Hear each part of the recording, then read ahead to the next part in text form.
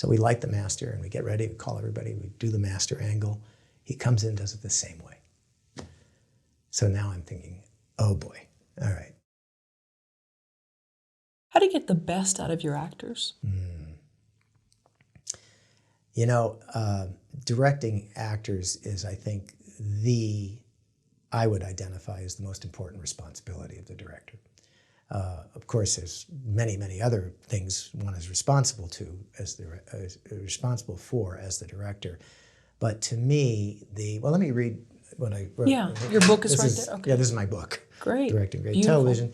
And I have a chapter on directing actors, which is the second longest chapter in the book. The other is on the language of camera.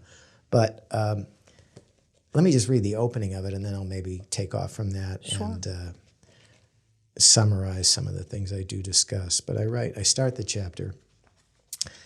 Watching a great performance take shape is one of the true thrills of directing.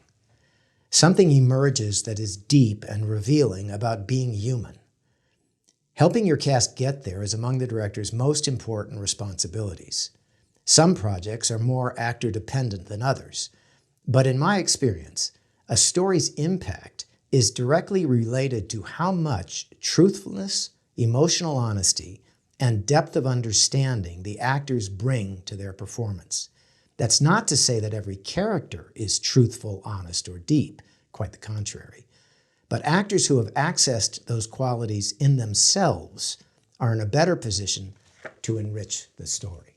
And I think that's so true, because I know as I'm watching something, it's like if I feel the actor is in touch with something true and interesting, if I'm drawn to that actor because there's something compelling about who they are, because they're fully online, let's say, fully in touch with something deep that they're working with, the story, I mean, that's what I think typifies almost any great performance. It doesn't mean they're intense. It doesn't mean they're anything else. They could be putting up a front. They could be, you know, disaffected characters. But there's an inner life that leads to that kind of expression. And the actors need, you know, the best performances are those who've filled in that inner life, so that it's like a deep well of experience that just manifests in this one way, as opposed to saying, well, I'm disaffected, so I'm just going to be disaffected. I'm not going to feel anything.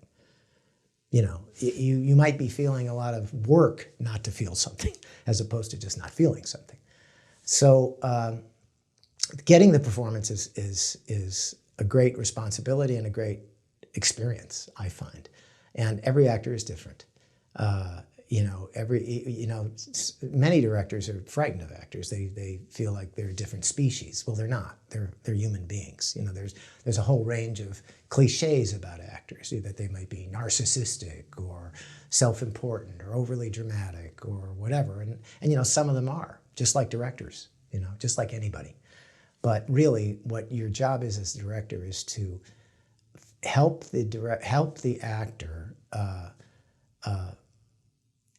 be able to utilize their particular process, how they work. And so that it involves kind of reading each human being that you're approaching to direct for who they are and how you can connect to them. It's a very intimate experience. And I found, you know, it's a big topic, and I can't, you know, I think there's some of the things I can just briefly touch on is, I think first of all, you need to develop trust with an actor, because you're asking them to, you want to share, you want them to invite you into their process, you know. So if they don't trust you, they're not likely to do that. So to be trustworthy, I find you also have to be as authentic as possible. So I try to be, because I want an authentic performance from them also. So I have to, you know, if nothing else, I have to model that. I'm willing to be authentic. I want you to be willing to be authentic. And it also helps to elicit trust. Different actors need different things, you know, actors, you know, sometimes they need to be acquainted with the imaginary circumstances. Sometimes they haven't defined what's at issue in a way that is consonant with your understanding of the story. Or they haven't enriched their character's inner life as much as you'd like them to do. So sometimes you're involved in helping them with that. The one thing you don't want to do is to tell them exactly how to do something. I mean, there's a kind of it's become kind of a bromide about don't give result direction, meaning like, do it angry. Well, you might want that to be the ultimate outcome of their performance, but you're cutting them off from their impulses. You have to give them a reason for why. You have to justify that because you want it to feel like real human behavior. The other thing about telling an actor how to do something is you're communicating to them that you don't trust their own instincts, and that's the worst thing. It's like what I'm always trying to do is to invite the actor to explore themselves and make it truthful for them. I'll do whatever I can to acquaint them with what I'd like them to explore, but if they're not connected to to their own inner resources, then you might get them to do a particular moment the way you tell them to do it, but what about the next moment? And also they're probably not connected to their scene partners because they're thinking about doing something a particular way. And it's when actors aren't connected to their scene partners, you generally feel it. It's hard to fake connection. You want that kind of moment-to-moment connectivity, and you want to provide. Then another thing you want to work on with actors, it's always very helpful, I find. There's a cliche about that people have a lot of fun with the actor saying, "What's my motivation?" Well, yeah, you can have a lot of fun with that, but the reality is that's kind of the key question an actor needs to ask, and also a director needs to ask. And actors need to be aware. I like to think of it this way: that it's important to know a character's motivations on a lot of levels of the character's own awareness. For example, an example I cite in the book too. It's like, if a character wants to impress his boss or her boss, it may be that's one level of a motive. But it may be it's really his father he wants to impress at a deeper level. So that there's gradations there's depths of intentionality. What are some of the other things? Another thing is you have to be willing to take responsibility in a way. You have to be willing to deliver a note that might not be easy to do. If you're going to ask an actor to change the way they're thinking about it, I mean, it helps, of course, as I say, to gain trust, to gain their goodwill. But often, you can be in a situation where an actor has made a choice that's just not appropriate for what you think the story is.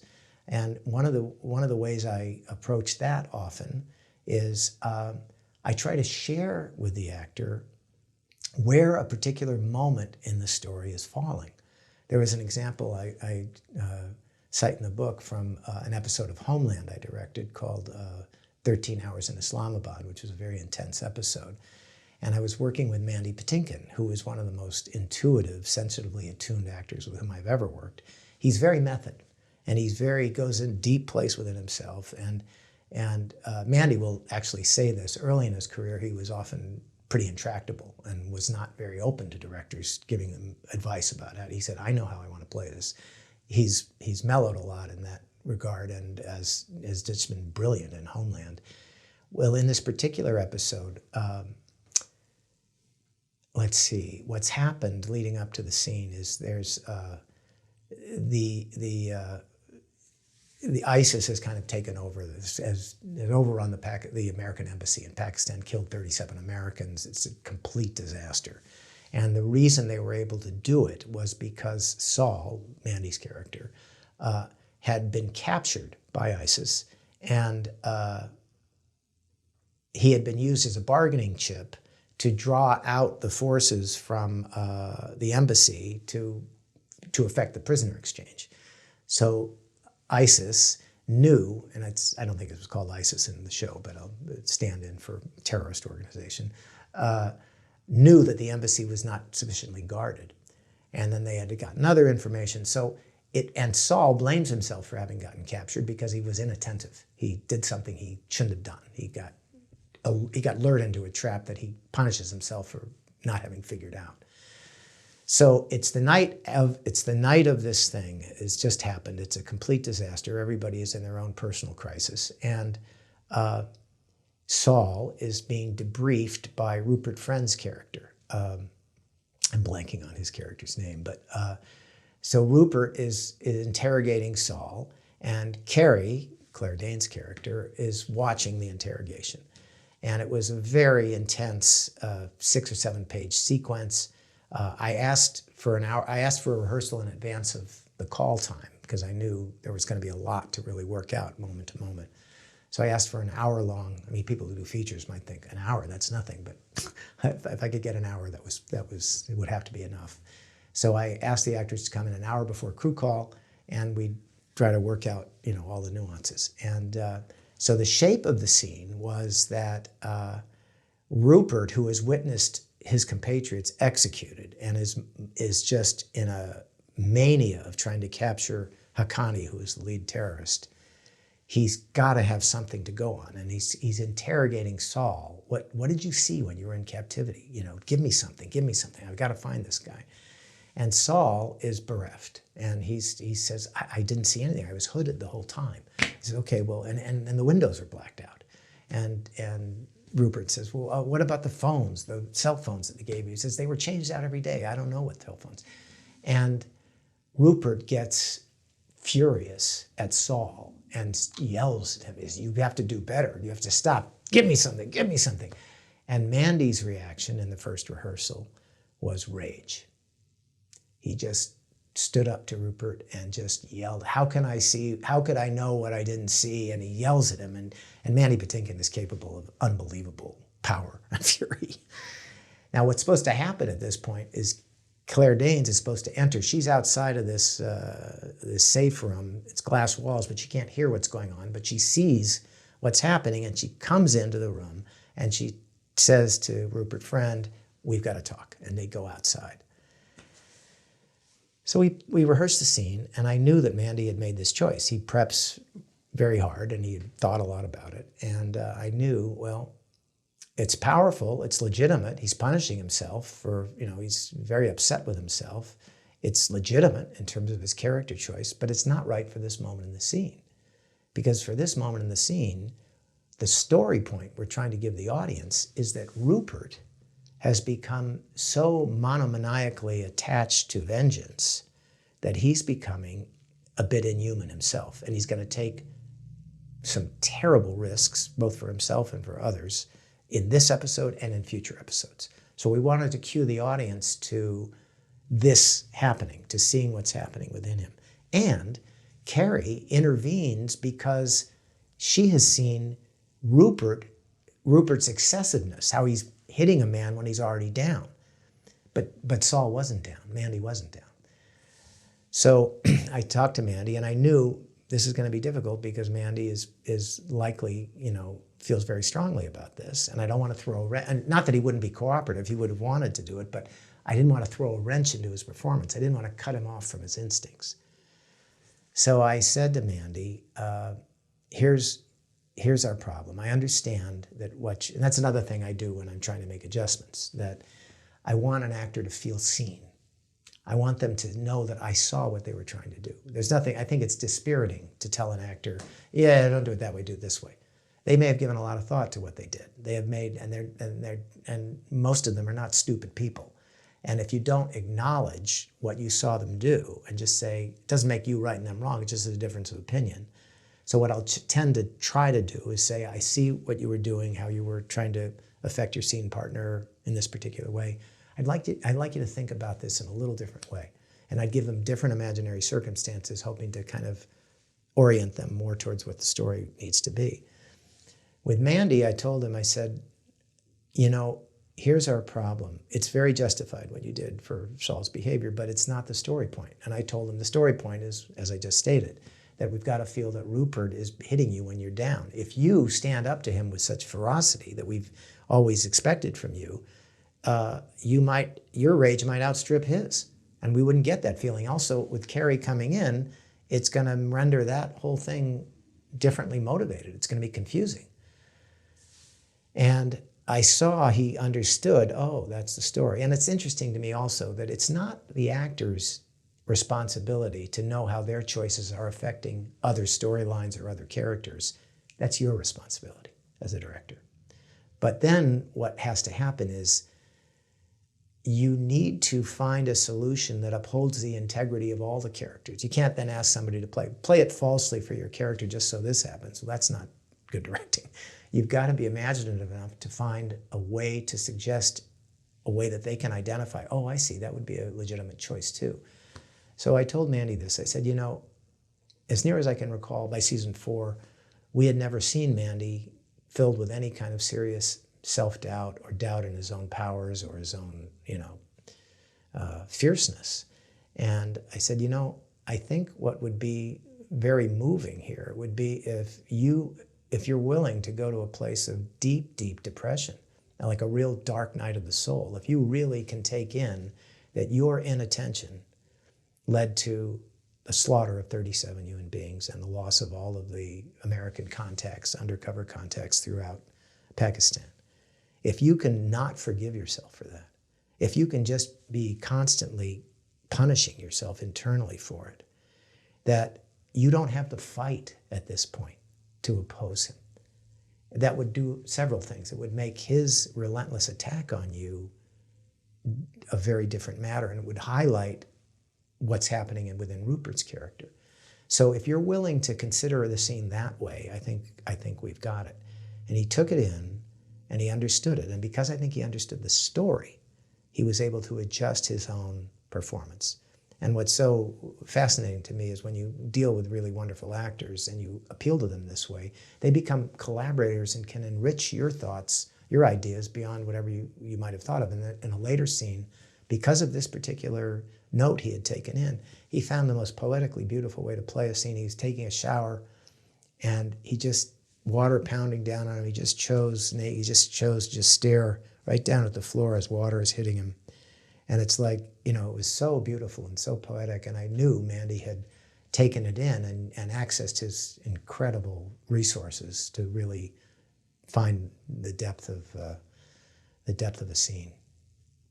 So, as you said, letting them feel seen, knowing that you saw them, that you saw what they were trying to do, and it wasn't necessarily a bad thing, but how about we try this? And is this something that this is always done in private, or just time not allow for that? Yeah, well, no, that is something one has to be sensitive to. You don't want an actor to feel shown up.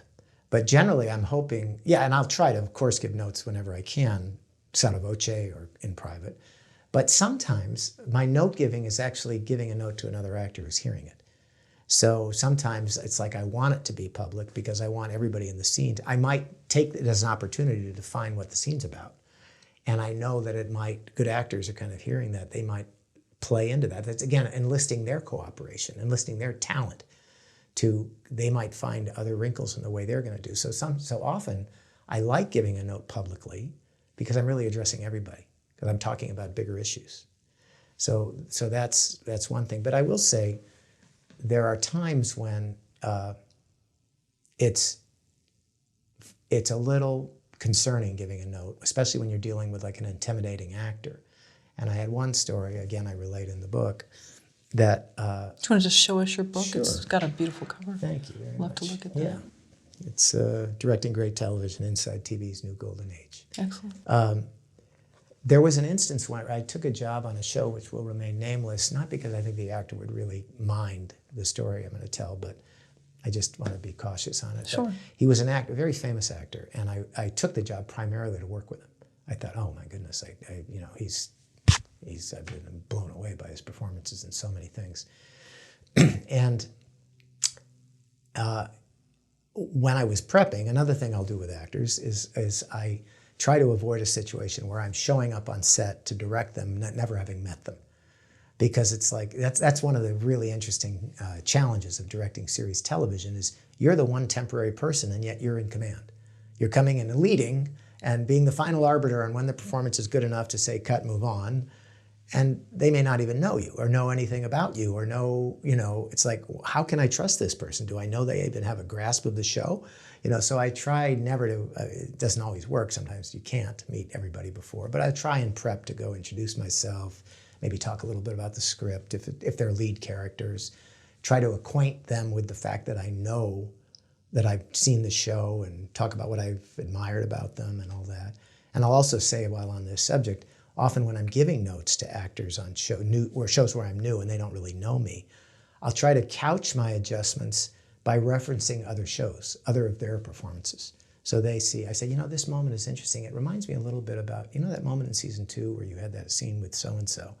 There's a lot of similarities to that in this moment here, where, your intention there was more this kind of thing.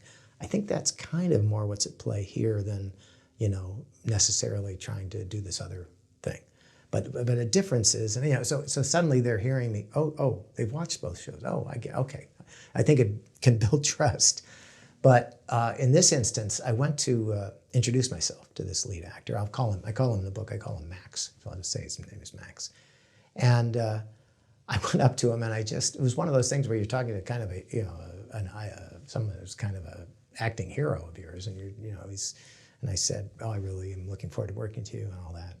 And as I'm talking to him, he had this manner of this kind of preternatural calm. He was just so self-possessed, so unaffected by anything I was saying. He just was looking at me, and I felt like I was being looked through, and I felt like, what am I doing here? I'm trying to impress somebody, or it's like he's not impressed, and he was very unforthcoming. He was polite, but So I left. It was one of those instances where you think, oh my God, what did I say? Was it that? Oh my God, that was stupid.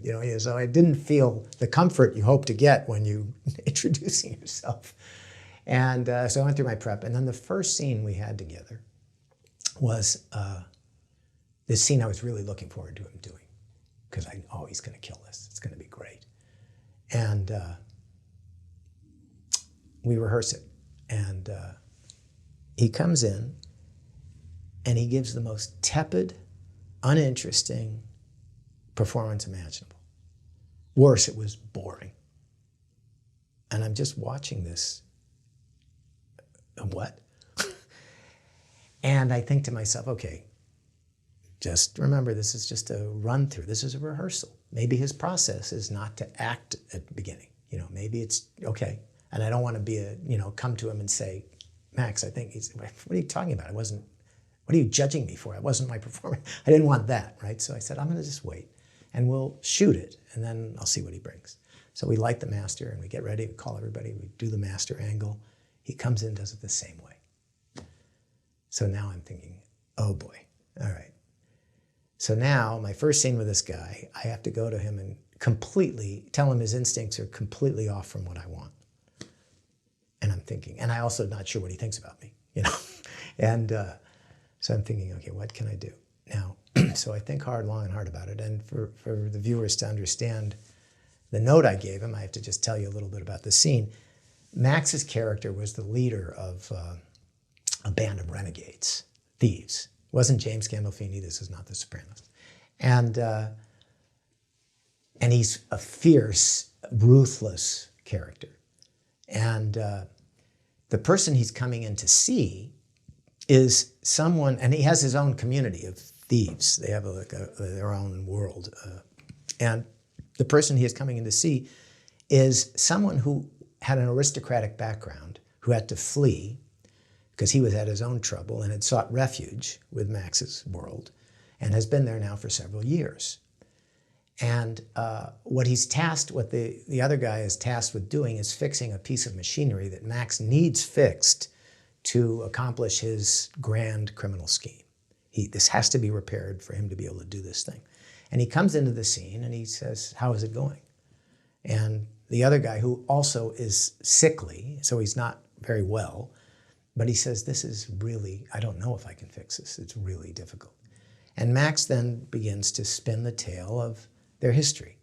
And he says, when you first came here, I thought you were, an aristocratic man who really looked down on people like us, rough-hewn men who kind of brought ourselves up by our own bootstraps and all that. And he goes on a little more. He says, but as the years have gone by, I've seen that, you've assisted us and all that. And I really hope that you'll, work harder to get this done. That was paraphrased of what happens. And what Max had done is he had taken the surface level of the dialogue literally, and he played it very docilely, respectfully, and come in and said all this thing very, nicely and inviting him to really work harder. And I went to Max and I said, okay, I said, I wonder if I could ask you to think about this scene a little differently. The contempt you describe having felt for him when he first arrived, I'd like you still to be feeling exactly the same thing. I didn't say any more than that, but anyway, so I'll say. So he just looked at me and said, very well. And I go back to to watch it, and we say action. As soon as he comes in, there was just an electric vibration. It was chilling. It was terrifying. He came in and he started to talk to this guy. How is it coming? And then he starts to tell the tale of their history. And what you understood in the subtext is, I thought you were an entitled asshole then, and I still think that. And just because we've coexisted because there's been mutual benefit, if that mutual benefit should ever end, your life isn't worth a cent. And that was this intensity he had. It was just terrifying. He was always just toying with him and talking about it, And it was everything I thought the scene should be. It was just electrifying. It was fantastic, So we cut and we move on and we, play the scene. No, nothing more from Max. I do say, Max, that was great, thank you, whatever. And so a few days later, I'm in the, I do my laundry at the costumers, the wardrobe trailer where they clean their clothes. There's washing machines. I bring mine in and I throw it in. And the head costumer approaches me and said, hey, I was talking about you with Max. And immediately I'm a little alert because I'm thinking, I have no idea if he agreed with my note or what he thinks about me or anything. So I said, and she said, yeah, he says he loves working with you. You're the first director to give him a note. And I just realized that, other directors, great actors might rarely need notes, but sometimes they do. And if you're the storyteller, they almost always will benefit from shadings or something to kind of, point them more. But I think his presence was so intimidating to some directors, they just felt, that's above my pay grade. I actually heard one director actually said that. And that's irresponsible. It's tough, but you got to be willing to stand up for what you think the story point is and find ways to do it and take a risk. Maybe someone you really admire is going to be really unhappy with you and yell at you. But, that's the buck stops with you.